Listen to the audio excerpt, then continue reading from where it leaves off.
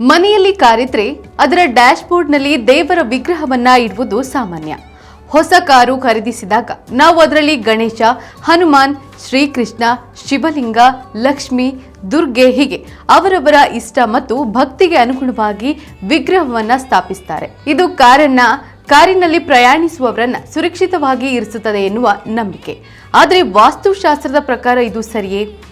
ದೇವರ ವಿಗ್ರಹವನ್ನ ಕಾರಿನಲ್ಲಿ ಇಡುವುದರಿಂದ ಸಕಾರಾತ್ಮಕ ಶಕ್ತಿಯನ್ನ ಕಾಪಾಡಿಕೊಳ್ಳುತ್ತದೆ ಮತ್ತು ಅಪಘಾತಗಳಿಂದ ರಕ್ಷಿಸುತ್ತದೆ ಎನ್ನುತ್ತದೆ ವಾಸ್ತುಶಾಸ್ತ್ರ. ಯಾವ ದೇವರು ಸೂಕ್ತ? ಗಣೇಶನ ವಿಗ್ರಹವನ್ನ ಇಟ್ಟರೆ ಅಡೆತಡೆಗಳು ಪ್ರಯಾಣದಲ್ಲಿ ದೂರವಾಗುತ್ತೆ. ಹನುಮಾನ್ ಚಿತ್ರವನ್ನ ಇಡುವುದರಿಂದ ದುಷ್ಟ ಶಕ್ತಿಗಳಿಂದ ರಕ್ಷಣೆ ನೀಡುತ್ತೆ.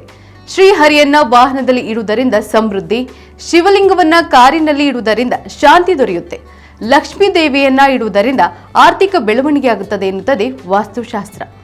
ಕಾರಿನಲ್ಲಿ ದೇವರ ವಿಗ್ರಹ ಇಡುವುದಾದರೆ ವಿಗ್ರಹವನ್ನ ಸ್ವಚ್ಛಗೊಳಿಸಿ ಮತ್ತು ಸರಿಯಾದ ಸ್ಥಳದಲ್ಲಿ ಇರಿಸಿ. ವಿಗ್ರಹದ ಬಳಿ ಎಂದಿಗೂ ದೀಪ ಅಥವಾ ಧೂಪ ದ್ರವ್ಯವನ್ನ ಬೆಳಗಿಸಬಾರದು. ಇದು ಅಪಾಯವನ್ನ ಹೆಚ್ಚಿಸುತ್ತೆ. ಕಾರಿನಲ್ಲಿ ಇಡುವ ವಿಗ್ರಹದ ಗಾತ್ರ ಚಿಕ್ಕದಾಗಿರಬೇಕು. ಕಾರಿನ ಡ್ಯಾಶ್ ಬೋರ್ಡ್ನಲ್ಲಿ 1 ಅಥವಾ 2 ಪ್ರತಿಮೆಗಳನ್ನ ಮಾತ್ರ ಇಡಬೇಕು. ಇದೇ ರೀತಿಯ ಮತ್ತಷ್ಟು ವೈವಿಧ್ಯಮಯ ಸುದ್ದಿಗಾಗಿ ನೋಡ್ತಾ ಇರಿ ವಿಶ್ವವಾಣಿ ಟಿವಿ ಸ್ಪೆಷಲ್.